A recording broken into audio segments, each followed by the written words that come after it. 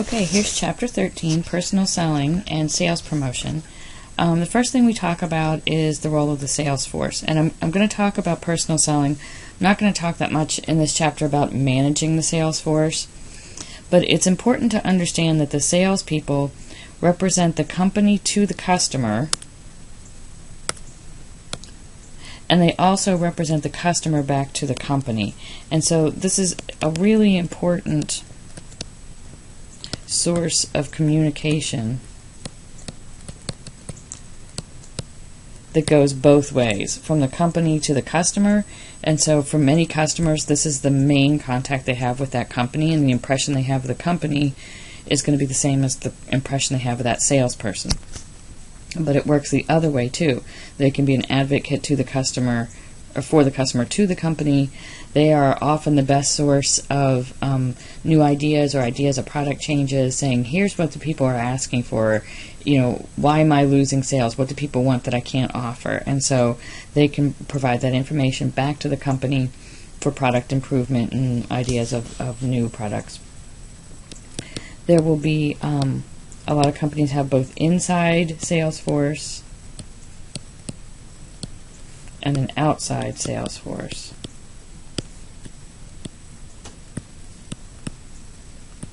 The inside sales force will do telemarketing, both inbound, and outbound. So customers calling in to place orders, people calling, they'll call out to try to place orders or set up appointments. Inside Salesforce will also take care of, we'll say, visitors, people that come in to place orders, and they can also help with identifying and qualifying leads for the outside Salesforce. The outside Salesforce are the ones that actually go out and make the sales calls. So they call on customers. These are the ones that are out in the field as we think about it. But so outside sales force, I think, is what we usually think of when we think of salespeople, but the inside sales force play a very important role as well. One of the main things I want you to get out of this chapter about salespeople is that good salesmen, or the best salesmen, listen, not just talk. And we think about salespeople when we think about them making a big sales pitch, but the most effective salespeople are the ones that are good listeners. And the reason for this is that you need to understand what the customer's problem is. Because what a salesperson really does is offer solutions. Anytime you're selling any kind of product, you are offering a solution to some problem. And you can't effectively offer a solution if you don't understand what the problem really is. And for example, if you're selling a car, the problem might be, I just need a way to get to work. The problem might be, I'm trying to improve my image. And so those two people are looking for very different things in their cars. And you need to understand what exactly the problem is that needs a solution in order to offer the best solution. So listening is really, really important to effective salespeople, and you'll see that when we get through here. So steps in the selling process. Prospecting or qualifying is the first one. This is where we identify potential customers.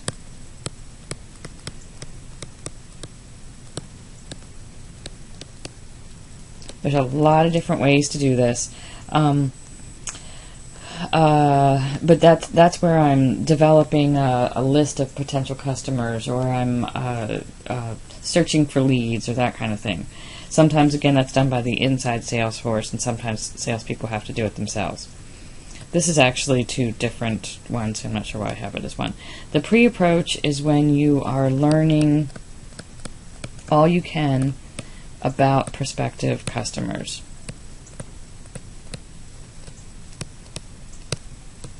You also here try to come up with objectives, but this is before the sales call actually takes place. Learning as much about, again, these, a lot of times you think about these in business to business. Prospecting, identifying potential customers. I'm selling paper. All right, who in this area uses paper? Then learning about them. What do they use it for? What kinds of different papers do they use? And so what is this company really about? How can I offer solutions to them? And then after that comes the approach. That is where you meet and greet the customer. If you haven't had a chance to learn about them beforehand, like let's say it's a car salesman, they can't identify, they're not going to be able to learn about that person before they come in there, unless they've got a lead from another person. But if somebody just wanders onto the lot, this is now where they're going to try to learn about the customer's needs. And so they might judge stuff like, I'm going to look at the car they came in, I'm going to look to see if they've got car seats, so that I know they have kids, that kind of thing. So I haven't actually started the sales approach yet. I'm meeting them. This is really where I'm going to try to build up some goodwill with the customer and learn anything I can about them from this initial meeting. Then we actually have the sales presentation or the demo. This is where I tell the value story. They say, here's what my product can do. This is where I show how my product can offer a solution to their problem. Again, I can't show how my product is a solution to their problem if I don't understand their problem. So listening here, again, even during this this initial approach, listening to the customer to see what their problem is, so that in my demo I can tailor that to what their problem is, showing how my product will bring the solution to that. The next step is handling objectives. There's always objections. A lot of times, though, these are unspoken, and so that's what we have to. A good salesperson will be able to identify the unspoken objections as well by reading body language. And this is one of the things in here. This step, the handling objections and closing, is where you really differentiate a very effective salesperson from an average salesperson. They can read that body language. Again, this is where they really need to listen. Maybe the objection is price, and so then you start explaining why. Well, yeah, I know it's more expensive, but look at the value you're getting. Or maybe it's the support they're going to get. And so you have to really listen here. And again, sometimes it's in the body language, it's in the interaction between the people to really handle the objections, including these unspoken ones. Closing is often the part that's missed, or I'll just say messed up, not done effectively. There's a lot of different closing techniques, and a lot of salespeople that they did everything great up through here, and then they missed the opportunity to close. And again, a very effective salesperson will read the body language. They'll understand a conversation. They know this is the time to move in, and just come right out and ask for that order. Or, okay, let me help you write up this order form. There's a lot of different approaches to closing. Some of them are more aggressive. Some of them are more subtle. And it's not always, one approach isn't always right for all people. One salesperson will be familiar with many different closing approaches and know which people they're going to work on. Some people need to be pushed right into it. Some people are going to back off if you try to push them. So this is a really key step that often gets missed or overlooked, but this is really where you'll see the difference in average and great salespeople.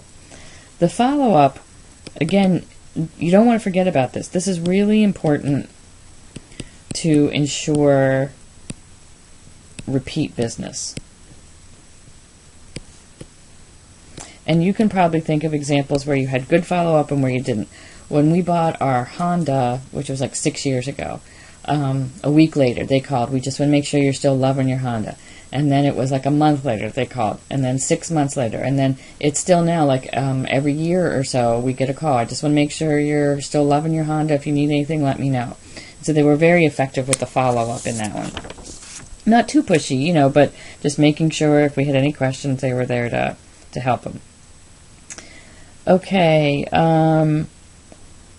sales promotion is the second part of this chapter. And sales promotions are short-term incentives And the incentive can be incentives. It might be an incentive to buy it now. Don't just buy it now. It might be an incentive to buy more. Instead of just buying one, you can buy 3. Or the incentive also might be, I know you're going to buy it, but I want you to buy it here at my store. So these would be the types of things that we use sales promotion for. I'm mostly going to talk about consumer sales promotion here. Samples are trial amounts. These are really good to create excitement, especially if you have a new product that you're trying to get people to, or a new variety of it, or a new flavor of it. Sometimes people or companies will mail out samples of new laundry detergent. Sometimes people will put in, at the grocery store, they're handing out samples of new flavors or something like that. And it can be very, very effective at generating excitement. However, it can also be very expensive. So there's pros and cons there, but sometimes it's worth it to get a new product going.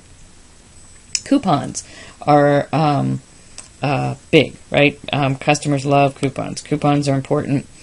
These are customers will save money on the purchase of a specific item.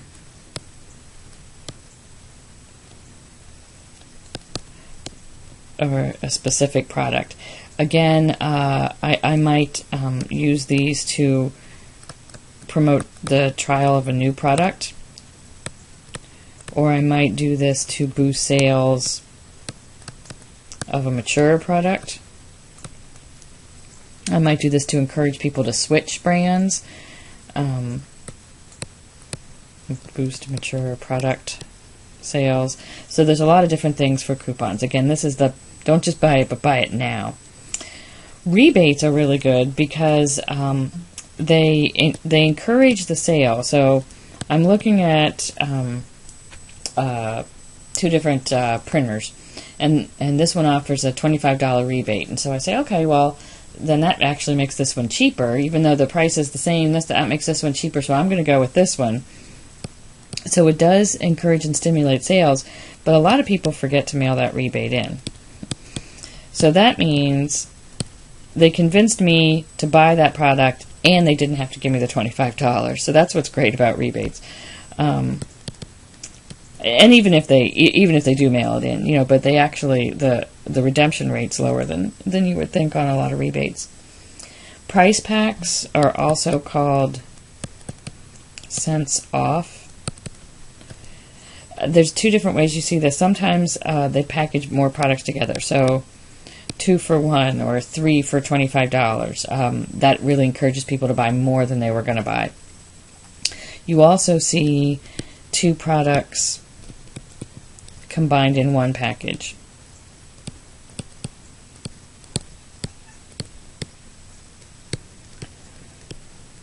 At the beginning of the summer, I bought sunscreen, and attached to it were these little packets of aloe vera, for if you get a sunburn.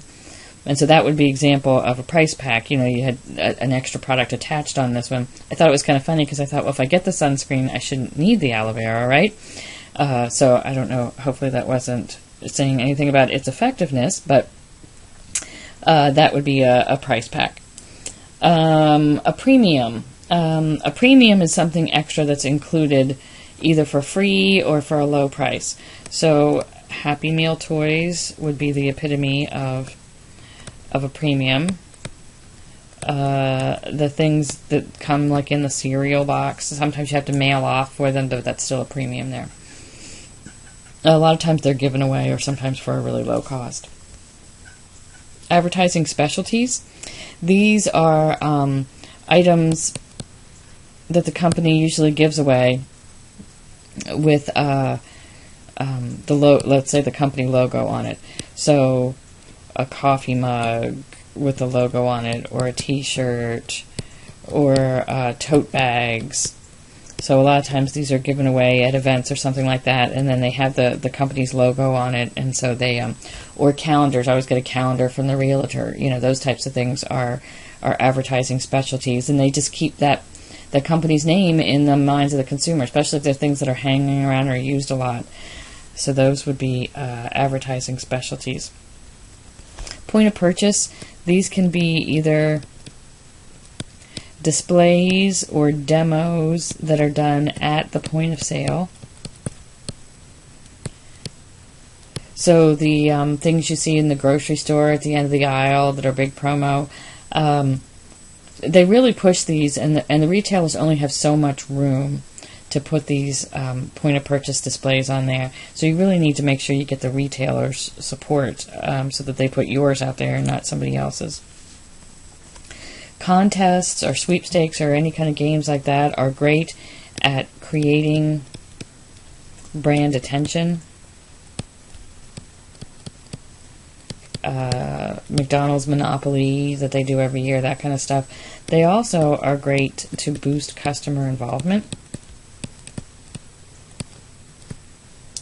A really good example are the Doritos Super Bowl ads, and they get customer involvement in that one and really generates a lot of excitement for the brand. And then event marketing. So if a company sponsors a concert or a race or some kind of music festival or something like that, so that would be event marketing. Those are all consumer sales promotions, and there are also in business-to-business marketing, trade promotions. And so these are any kind of sales promo, and a lot of times they're very similar to the consumer promos, but these are aimed at the retailers or wholesalers.